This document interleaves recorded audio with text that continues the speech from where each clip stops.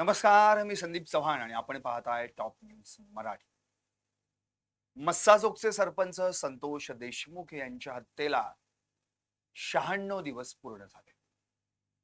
या 96 दिवसांमध्ये जर आपण पाहिलं तर आता या हत्येचा खटला देखील उभा राहिलेला आहे आणि त्याची पहिली सुनावणी देखील केज येथील जिल्हा व अतिरिक्त सत्र न्यायालयात न्यायाधीश सुधीर भाजीपाले यांच्या समोर पार पडली.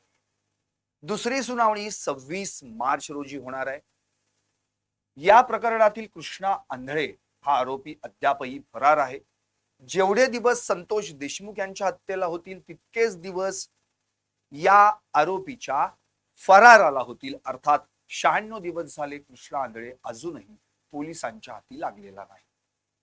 या संपूर्ण प्रकरणाची जर आपण क्रोनॉलॉजी पाहिली तर 9 डिसेंबरला हत्या झाली आणि त्यानंतर जसजशी या बाबतीतली धक्कादायक माहिती समोर यायला लागली तस तसा महाराष्ट्र सुन्न व्हायला लागला.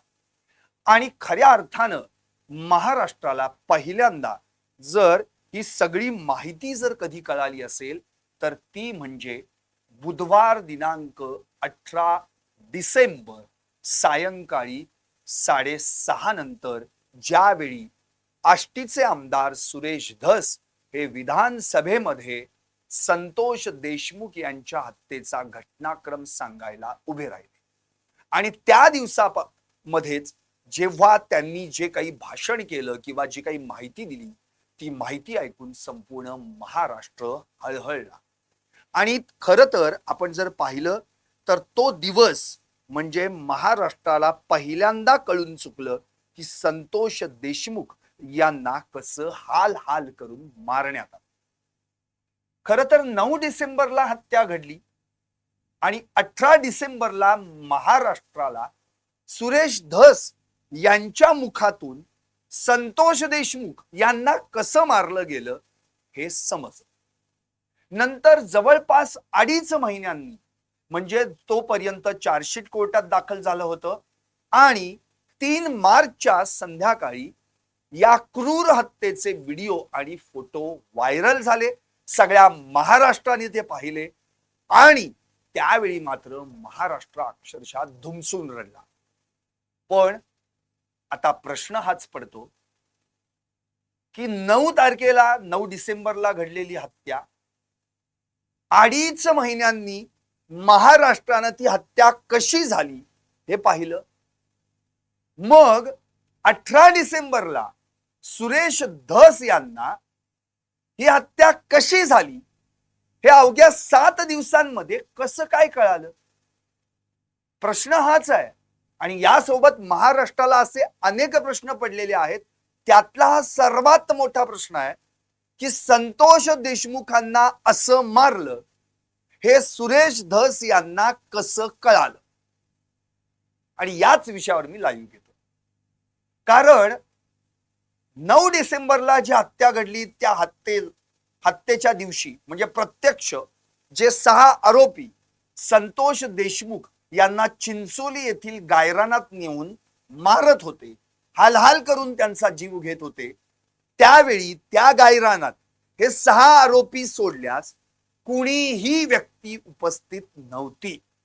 एकही प्रत्यक्षदर्शी साक्षीदार संतोष देशमुख यांना मारहाण करताना उपलब्ध नाही. आरोप पत्रात देखील अमुक तमुक साक्षीदार आहे जो संतोष देशमुखांना मारहाण करताना पाहतोय असं कुणाही साक्षीदाराचं नाव नाहीये, जबाब नाहीये किंवा कुणाची नोंद नाही. 9 डिसेंबरला जे अपहरण झालं ते प्रत्यक्ष मात्र आय विटनेस संतोष देशमुख यांचेच बंधू शिवराज देशमुख आहे आणि तेच या घटनेतले मूळ फिर्यादी आहेत. कारण की त्यांनाच गाडीतनं उतरवून ते ड्रायव्हर सीटवर होते, मोठा दगड टाकला, त्यांना उतरवलं गेलं. नंतर कळलं अरे हे सरपंच नाहीयेत. मग डाव्या बाजूने आले, डाव्या बाजूला सरपंच म्हणून संतोष देशमुख होते. मग त्यांना मारून गाडीतनं बाहेर काढलं, मारहाण करत स्कॉर्पिओ मध्ये 3333 या स्कॉर्पिओ मध्ये सुदर्शन घोलेच्या बसवलं आणि मग त्या गाडीतून केजच्या दिशेने ती गाडी निघून गेली. नंतर शिवराज देशमुख हे पोलीस स्टेशनला आले आणि त्या ठिकाणी घडलेला प्रकार सांगितला.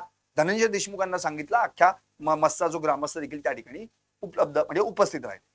आता प्रश्न हा उरतो, म्हणजे अपहरण करताना जो काही उमरी टोल नाका आहे किंवा डोणगावचा परिसर आपण म्हणतो डोणगाव फाट्याचा, त्या दरम्यान जे प्रत्यक्षदर्शी होते, मग कुणीतरी त्यांना गाडीत घालताना बघितलं असेल, कुणीतरी ती गाडी पास होताना सीसीटीव्ही फुटेज पण आपण पाहिलेलं आहे. आणि शिवराज देशमुख प्रत्यक्षात ज्यानं या आरोपींना संतोष देशमुखांचं अपहरण करताना पाहिलं, हे 3:30च्या दरम्यानचा हा 3 पावणे 3 4च्या दरम्यानचा प्रकार आहे. नंतर पुढे जे त्यांना गाडीत घालून नेण्यात आलं ते अगदी मरस्तवर मारेपर्यंत, संतोष देशमुखांना हालहाल करून मारेपर्यंत एकही प्रत्यक्षदर्शी साक्षीदार नाहीये. इव्हन त्यांना कुठं मारलं, कुठल्या स्पॉटवर मारलं याचा देखील बऱ्याच जणांनी शोध घ्यायचा प्रयत्न केला, पण कुणाला ना पोलिसांना कळलं ते, ना मीडियाला कळालं, ना आणखी कुठल्या ग्रामस्थांनी त्याची माहिती दिली. खरं तर हे कळालं कधी, चार्जशीट जेव्हा दाखल झालं त्यामध्ये जेव्हा हे क्लिअर झालं की डोणगाव फाट्यावरून यांना पहिल्यांदा पाची आंबा या ठिकाणी, म्हणजे तिथे एक खदान आहे त्या ठिकाणी नेण्यात आलं. तिथल्या ग्रामस्थांनी हटकल्यानंतर त्यांना पाची आंबा या ठिकाणी त्या टाकळीच्या इथून एक रस्ता जातो उजव्या बाजूला उमरी कारखान्याच्या इथून, तिथून त्यांना त्या गायराना दिलं जिथं सुदर्शन गुलेचं शेत होतं, म्हणजेच थोडक्यात चिंचोळीमध्ये. त्या ठिकाणी कुणीही उपस्थित नव्हतं, एकदम मोकळा परिसर होता, त्यामुळे तिथं कुणीही साक्षीदार नव्हता. मग संतोष देशमुख यांना मारहाण करताना बघणारा एकही प्रत्यक्षदर्शी साक्षीदार 9 तारखेला नाहीये. मग ते कोण बघत होतं? प्रत्यक्ष नव्हते, पण अप्रत्यक्षरित्या कृष्णा आंधळे यानं त्याच्या मोकारपंथी ग्रुपवर 4 व्हिडिओ कॉल केले होते. त्या मोकारपंथी ग्रुपवर एकूण सदस्य आहेत 14. त्यातले हे एकूण आरोपी जे आहेत ते सगळेच आहेत त्या ग्रुपचे सदस्य, म्हणजे हे सोडून उरलेले 8 जण. हे सगळे त्या ग्रुपवर संतोष देशमुख यांना कसं मारलं जातंय हे अप्रत्यक्षरित्या, म्हणजे प्रत्यक्ष चिंचोळीमध्ये ते नव्हते, पण व्हॉट्सअपवर जो व्हिडिओ कॉल आला कृष्णा आंधळीने केला 1 2 3 4 वेळा, ते पाहत होते. म्हणजे अप्रत्यक्ष साक्षीदार हे होते, म्हणजे त्या मोकारपंथी ग्रुपमध्ये. म्हणजे यांना संतोष देशमुखांना मारहाण करणारा कुणीही प्रत्यक्षात पाहणारा नव्हता. 6 जण मारणारे होते आणि अप्रत्यक्षरित्या पाहणारे मोकारपंथी ग्रुपवरचे. चार्जशीट मध्ये त्याची नोंद आहे. दत्ता मैंद, गणेश बसवर यांची नावं देखील आहेत ज्यांनी या संदर्भात जबाब देखील दिला. दत्ता मैंद काय म्हणाला की बाबा हे जे कृष्णा आंधळे त्या दत्ता मैंदला सांगत होता की हाच तो सरपंच मस्सा जोगचा जो आपला सुदर्शन भैयाला आडवा आला होता, आपल्या पोरांना आडवा आला होता. आणि गणेश बसरवर यांनी काय सांगितलं की वाघ्या आता नकारे मारू त्याला, सोडून द्या म्हणून, असं तो गणेश बसवर म्हणाला होता. म्हणजे यांचे जबाब चार्जशीट मध्ये नोंद आहे. आता 9 तारखेला ही घटना घडली. नंतर दैठणा गावच्या शिवारात त्यांचा मृतदेह टाकून देण्यात आला. हे सगळं घडलं. तोपर्यंत आरोपींनी मारताना किंवा तो मृतदेह त्या ठिकाणी दैठणा शिवारात फेकून देताना कुणीही पाहिलेलं नाही, एकही प्रत्यक्षदर्शी साक्षीदार नव्हता. मग प्रश्न हा उरतो की 9 तारखेला संतोष देशमुखांना कुणी म्हणजे मारताना पाहिलं नाही, एकही साक्षीदार नाही, तर मग आणि महाराष्ट्रानं त्यांना कसं मारण्यात आलं हे महाराष्ट्रानं 2.5 महिन्यांनी पाहिलंय जेव्हा ते फोटो व्हायरल झाले. तर मग सुरेश धसांना ही माहिती 18 डिसेंबरला कशी काय मिळाली? कारण की 9 ते 18 या दरम्यान जर आपण पाहिलं तर 16 तारखेला हिवाळी अधिवेशन सुरू झालं. 16, 17 2 दिवस गेले आणि 18 तारखेला बुधवारी संध्याकाळी 6:30 पावणे 7च्या दरम्यान सुरेश धस भाषण करायला उभे राहिले आणि त्यांनी संतोष देशमुख यांना असं असं मारलं, हा घटनाक्रम सांगितला. मग मला आता काही प्रश्न पडलेत, तेच प्रश्न महाराष्ट्रातल्या बऱ्याच जणांना पडलेले आहेत की संतोष देशमुखांना असंच मारलं हे सुरेश धसांना कसं कळालं? कारण मुख्यमंत्र्यांना जेव्हा विचारण्यात आलं की तुम्ही हे आधी व्हायरल झालेले फोटो पाहिले होते का, या आधी 3 मार्चच्या आधी जे फोटो व्हायरल झाले, 3 मार्चला जे फोटो व्हायरल झाले ते आधी तुम्ही पाहिलेत का? तर स्वतः दस्तूर खुद्द मुख्यमंत्री म्हणाले की मी सीआयडी एसआयटीला पूर्णपणे त्यांना फ्रीडम दिलं होतं आणि यामध्ये कुणीही इंटरफेरन्स करणार नाही असं देखील त्यांना सांगितलं होतं, त्यामुळे मी काय व्हायरल झालेले फोटो पाहिले नाहीत असं मुख्यमंत्र्यांनी सांगितलं. म्हणजे दस्तूर खुद्द मुख्यमंत्री जर गृहमंत्री आहेत महाराष्ट्राचे, त्यांनी देखील पाहिलेलं नाहीये. मग सुरेश धस यांनी हे कसं काय पाहिलं? आता प्रश्न हाच उरतो काय की हत्येनंतर 9 दिवसांनी बुधवार दिनांक 18 डिसेंबरला धसांनी सभागृहात भाषण केलं. भाषणात कुणी, कसं, कोणत्या शस्त्रांनिशी मारलं याची त्यांनी माहिती दिली. कुणी मारलं ही नावं पण घेतलेली आहेत त्यांनी. सुदर्शन घुलेचं नाव घेतलेलं आहे त्यामध्ये. आता ठीक आहे, सुरेश दस आमदार आहेत, बीडचे इतके वर्ष त्या ठिकाणी राजकारणात आहेत, त्यांना कुणी मारलं वगैरे ही नावं वगैरे त्यांना मिळाली असतील. किती होते हे देखील त्यांनी सांगितलं. 6 जण होते असं देखील ते म्हणाले. भाषण काढून बघा. आणि एक्झॅक्ट त्यावेळी मारणारे पण 6च आरोपी आहेत. सुदर्शन घुले, प्रतीक घुले, नंतर तो सुधीर सांगळे, महेश केदार, नंतर तो जयराम चाटे, कृष्णा आंधळे. मग आता हे सगळे मारणारे होते. कुठल्या शस्त्रानिशी मारलं हे देखील धस यांनी सांगितलंय. फायटर याचा उल्लेख त्यांनी केला होता, कत्तीचा उल्लेख केला होता, गॅस इंची पाईप 41 इंची त्याचा उल्लेख केला होता, या सगळ्या गोष्टींचा उल्लेख केला. आता प्रश्न हा उरतोय की कुणी, किती आणि कोणत्या शस्त्रानिशी मारलं इथपर्यंत ठीक आहे, सुरेश दस म्हणतात ते. पण एकही प्रत्यक्षदर्शी साक्षीदार त्या ठिकाणी उपस्थित नसताना धसांकडे ही माहिती आली कशी? आणि धसांनी जर ती 9ला आली, त्यांच्याकडे 9लाच आली असेल समजा, तर ती 10ला का नाही सांगितली गेली? 10लाच आली असेल तर 11ला का नाही महाराष्ट्रासमोर आली? 11ला त्यांना माहित पडलं असेल तर 12, 13, 14, 15, 16, 17ला का नाही सांगितली? 18ला अधिवेशनामध्येच, भर अधिवेशनामध्ये त्यांनी ही माहिती का सांगितली? प्रश्न हाच उरतो. मग इतके दिवस धसांकडे जरी माहिती होती तर ती त्यांनी का दडवून ठेवली? कशासाठी? एवढं मोठं प्रकरण बीड जिल्ह्यात घडलेलं आहे. एका सेवाभावी वृत्तीच्या सरपंचाला मारण्यात आलेलं आहे आणि 6 ते 7 दिवस तुमच्याकडे ही माहिती कशी काय राहिली? या संदर्भात धसांना देखील पत्रकारांनी प्रश्न केला होता की तुमच्याकडे ही माहिती कशी काय? ना पोलिसांना कळत आहे, ना आणखी मीडियाला कळत आहे. तेव्हा धस काय म्हणाले, मी ग्रामस्थांमध्ये जाऊन वेगवेगळ्या ठिकाणांचे सोर्सेस वापरून माहिती घेतली. अरे पण प्रश्न आहे की प्रत्यक्ष मारताना कुठलाही ग्रामस्थ उपस्थित नव्हता, कुणीही साक्षीदार नव्हता. मग तो कसा काय तुम्हाला सांगू शकला की असं असं मारलं म्हणून? ठीक आहे, तुम्ही कुणी मारल्याची माहिती काढू शकता, किती जण होते हेही तुम्ही माहिती काढू शकता, कुठली शस्त्र आहेत ही देखील माहिती काढू शकता, पण ते एक्झॅक्ट कसं मारलं हे कसं काय सांगू शकता? उदाहरणार्थ, देशमुखांच्या क्रूर हत्येचे व्हिडिओ 3 मार्चला व्हायरल झाले होते, बरोबर? 3 मार्च. आणि धसांनी माहिती दिली होती 18 डिसेंबर. आता आठवा, 18 डिसेंबरला धसांनी जी माहिती दिलेली आहे त्या सगळ्यामध्ये मारहाण करताना त्या ठिकाणी त्यांनी स्पष्टपणे सांगितलं होतं की संतोष देशमुख पाणी मागत होते.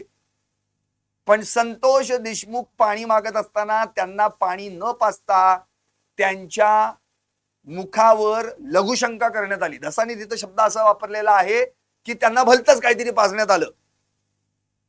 हे एवढे डिटेलिंग धसांना कसं काय माहिती? एकतर मुळात साक्षीदारच उपलब्ध नाहीये, मग प्रत्यक्षात धस ही एवढं परफेक्ट कसं काय सांगू शकतात? आणखी काय त्यांनी सांगितलं की मुळातच त्या ठिकाणी व्हिडिओ कॉल्स करण्यात आले आणि बघा आम्ही कसे मारतोय संतोष देशमुखांना, मस्साजोगच्या सरपंचांना कसं बदलून काढतोय हे बघा. हे धसांना कसं काय कळलं? याचाच अर्थ या जे काही व्हायरल झालेले फोटो आहेत हे फोटो धसांनी यापूर्वी बघितले होते का?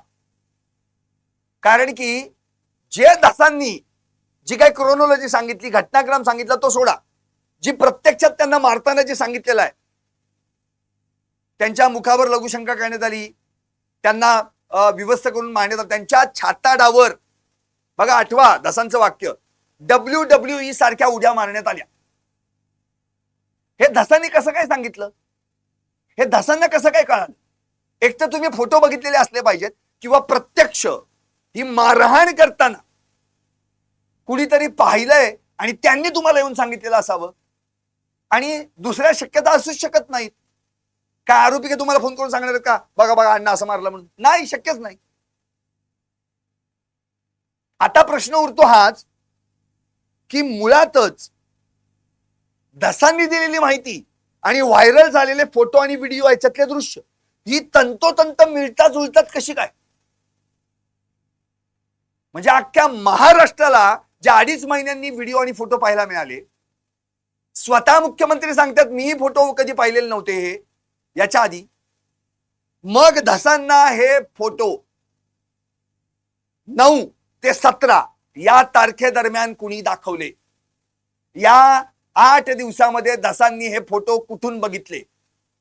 या 8 दिवसांमध्ये धसांना ही माहिती कशी मिळाली? म्हणजेच बीड पोलीस स्टेशनचा तपास जो त्या दरम्यान चालू होता, या सगळ्या दरम्यान पोलिसांकडून त्यांनी माहिती घेतली का? कारण जर आपण पाहिलं तर यामध्ये जे आरोपी अटक झालेले आहेत त्याची पण क्रोनॉलॉजी आपण पाहू. 10 तारखेला म्हणजे 9 तारखेला घटना घडली. दुसऱ्या दिवशी फिर्यादीनी म्हणजे शिवराज देशमुख यांनी पुरवणी फिर्याद दाखल केली.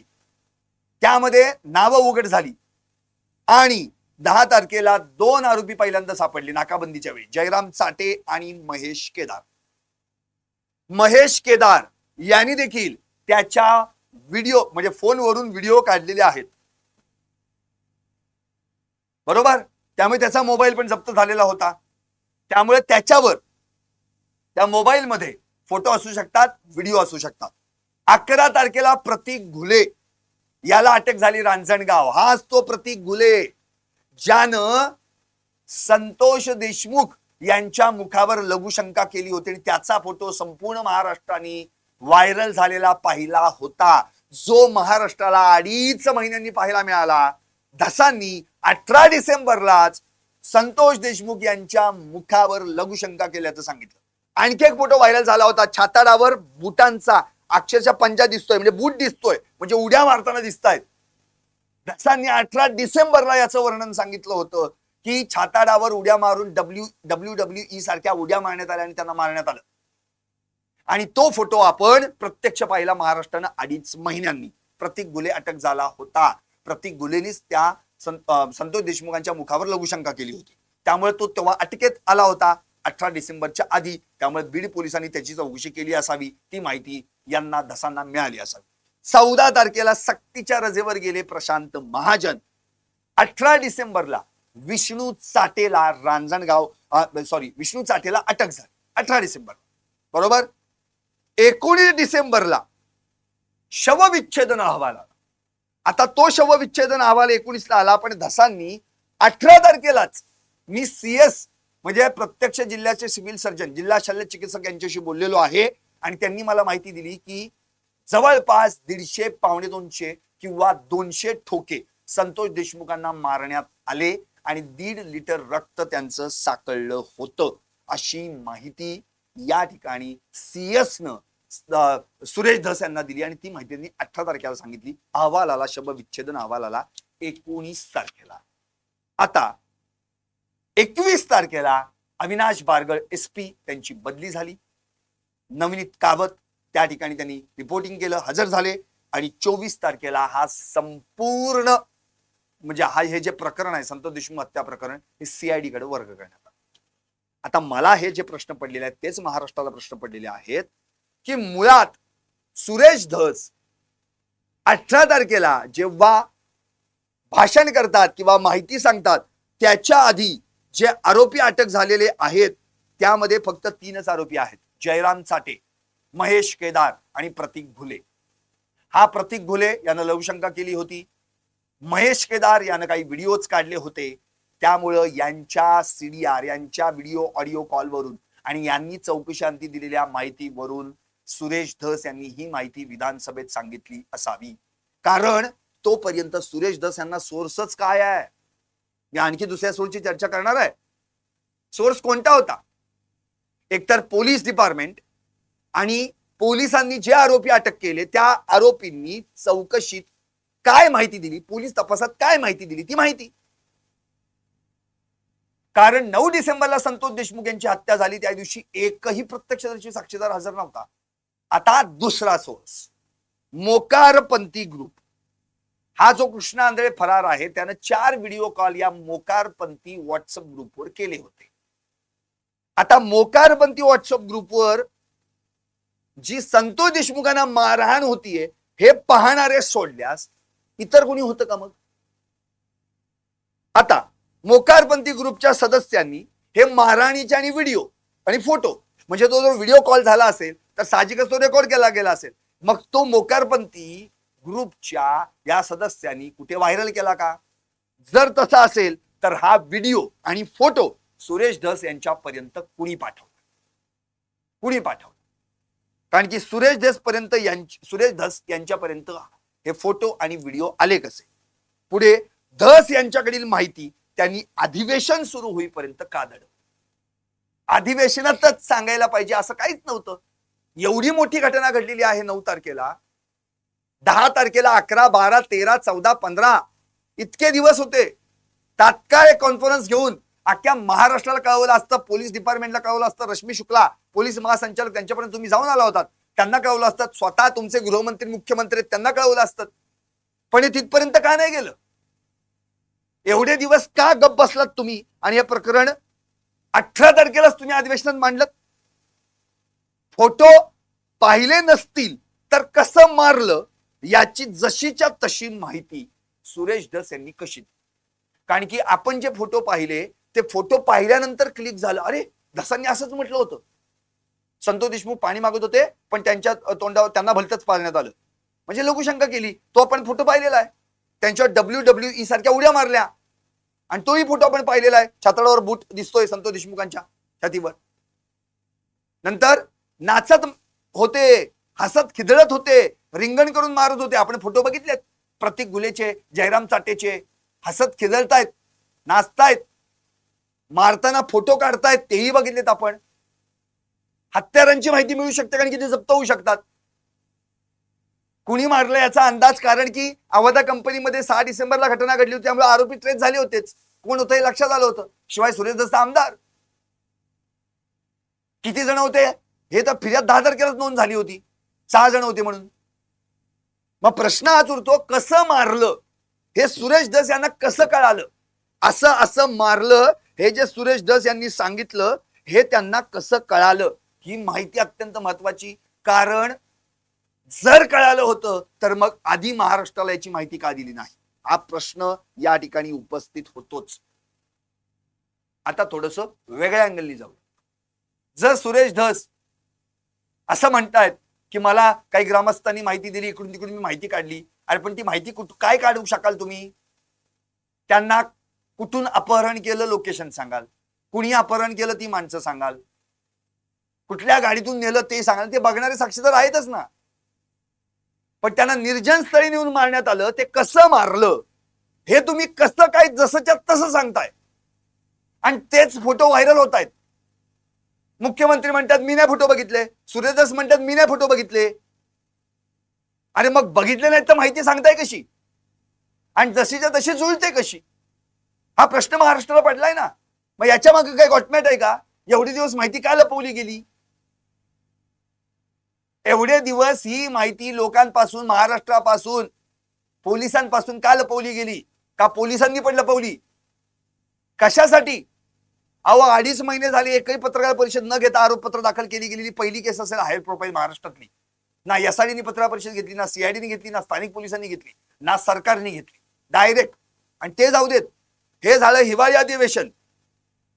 आता अर्थसंकल्पीय अधिवेशन आलं, 3ला संध्याकाळी फोटो व्हायरल झाले अधिवेशनाच्याच दिवशी, आणि दुसऱ्या दिवशी धनंजय मुंडेंचा राजीनामा झाला. म्हणजे फोटो व्हायरल करून मग राजीनामा. आणि तिथे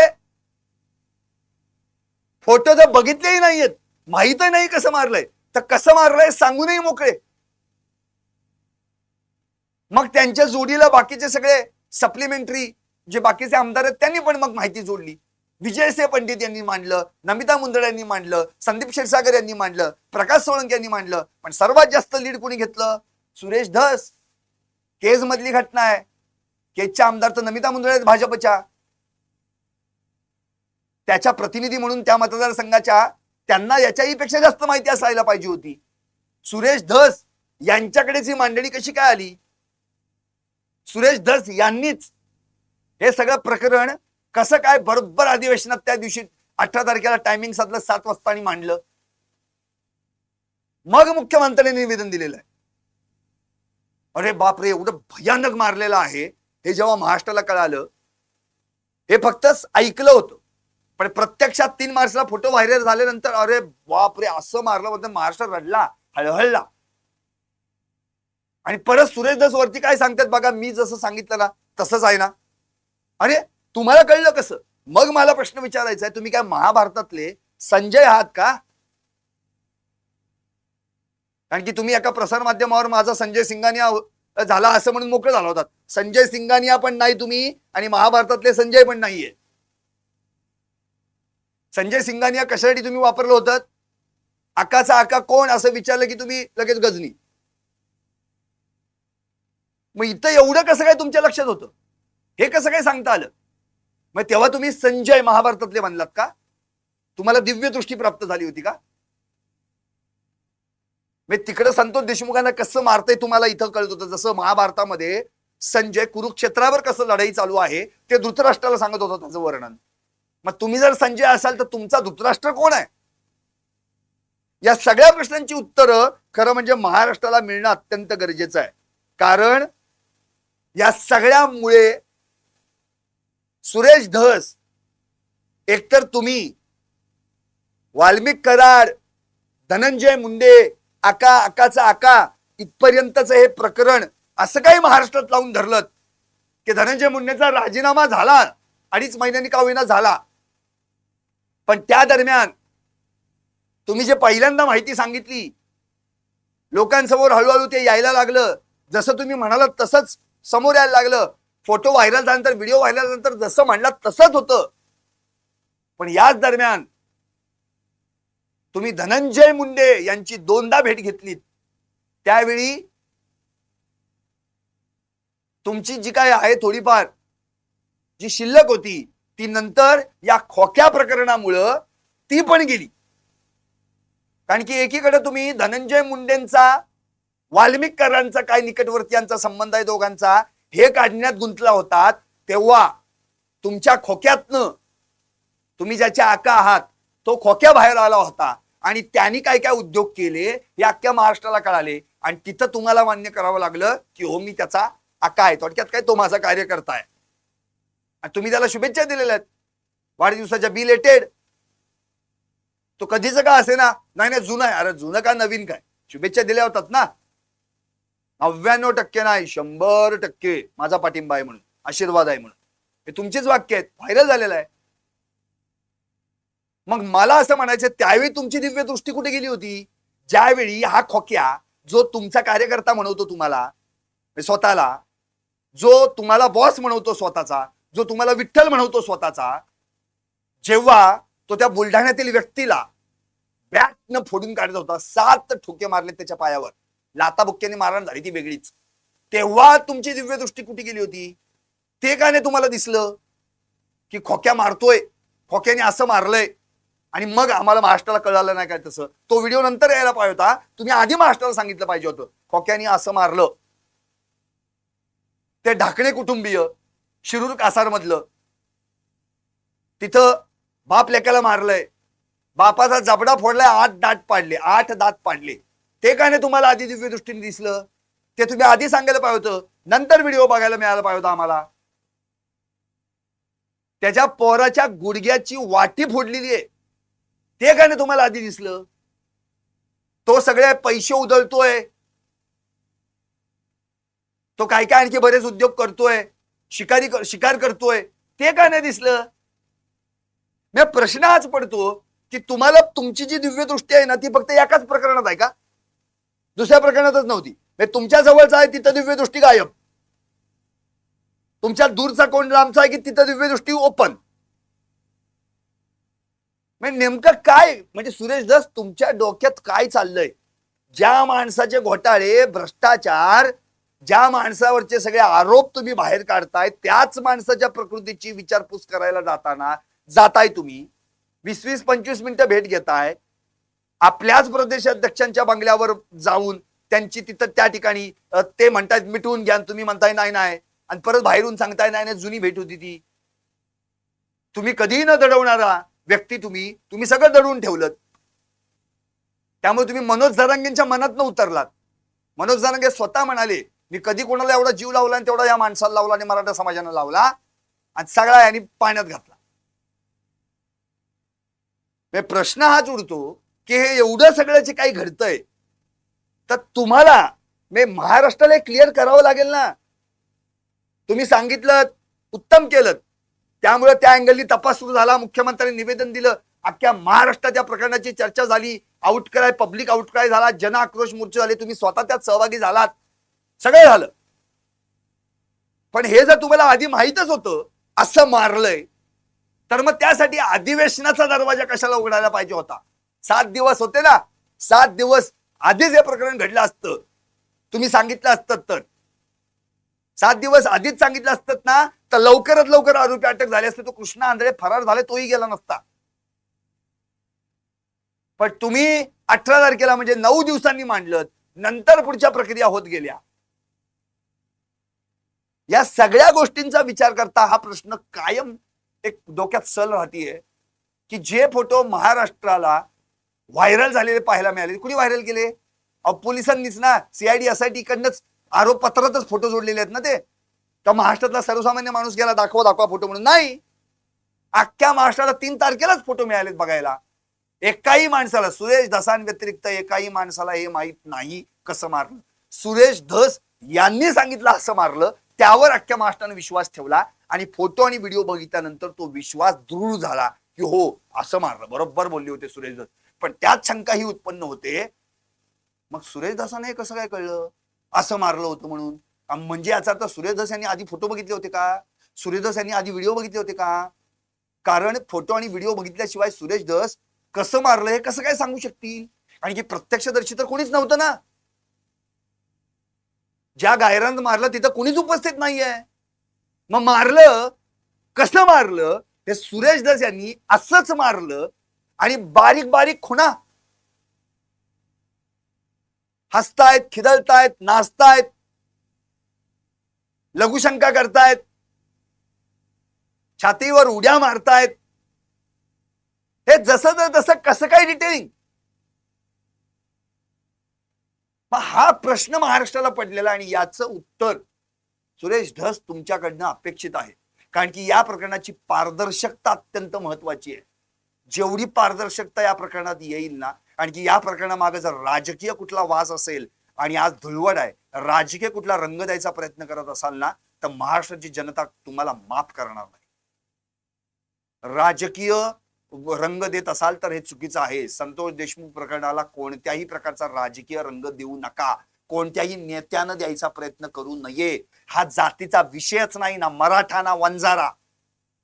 हा विषय आहे माणुसकीच्या, एका माणसाचा, ज्यानं आयुष्यभर माणुसकी जपली, ज्यानं सेवाभावी वृत्ती जपली, त्या माणसाच्या जीवाचा विषय आहे. त्यामुळे याचा जातीय रंग द्यायचा प्रयत्न करू नका. हे प्रकरण तुम्ही ओपन केलं, धसास लावायचा प्रयत्न केला, याबद्दल तुमचा आभार, अभिनंदन. पण याला राजकीय रंग देण्याचा प्रयत्न करू नका. कारण 9 ला घडलेली घटना तुम्हाला जर सगळं पुढचं माहित होतं तर ती 18 तारखेला विधानसभेमध्ये का मांडण्यात आली, 9 दिवस लेट का झाला? आणि जर कुणालाच माहित नव्हतं की त्यांना कसं मारलं, हे तुम्हाला कसं कळालं, याचं उत्तर महाराष्ट्राला मिळणं गरजेचं आहे. पात्रा टॉप न्यूज मराठी, आपला महाराष्ट्र, आपली बात.